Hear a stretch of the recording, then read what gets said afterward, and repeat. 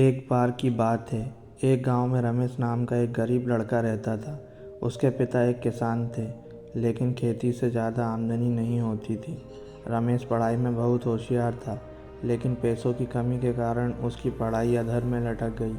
वह चाहता था कि वह अपने माता पिता का जीवन बेहतर बना सके, लेकिन हर तरफ कठिनाइयाँ ही थीं। एक दिन गांव में एक वृद्ध व्यक्ति आया। उसने रमेश को देखा और उसकी आंखों में आत्मविश्वास की चमक देखी। वृद्ध ने रमेश से पूछा, बेटा तुम क्यों परेशान हो? रमेश ने अपनी सारी परेशानियां बता दी। वृद्ध मुस्कुराए और बोले, अगर तुम सच में मेहनत करने को तैयार हो तो कोई भी ताकत तुम्हें सफल होने से नहीं रोक सकती।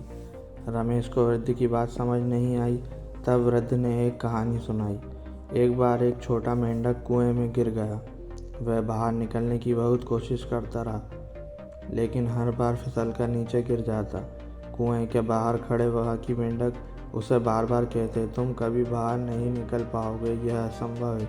लेकिन छोटे मेंढक ने किसी की नहीं सुनी और लगातार कूदता रहा। अंत में वह बाहर निकलने में सफल हो गया। असल में वह मेंढक बहरा था। उसे दूसरों की नकारात्मक बातें सुनाई ही नहीं दी। रमेश को ये कहानी समझ आ गई। उसने तय किया कि अब वह किसी की नकारात्मक बातों पर ध्यान नहीं देगा। वह सुबह खेत में काम करता और रात में स्ट्रीट लाइट के नीचे पढ़ाई करता। धीरे धीरे उसकी मेहनत रंग लाई।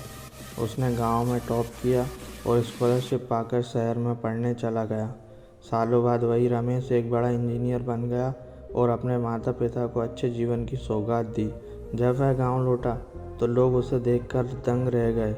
रमेश ने सबको बस एक ही बात कही, कभी भी हार मत मानो, मुश्किलें सिर्फ हमें मजबूत बनाने के लिए आती हैं। मुश्किलें हमेशा आएंगी, लेकिन अगर हम मेहनत और आत्मविश्वास के साथ लगे रहें तो सफलता निश्चित है।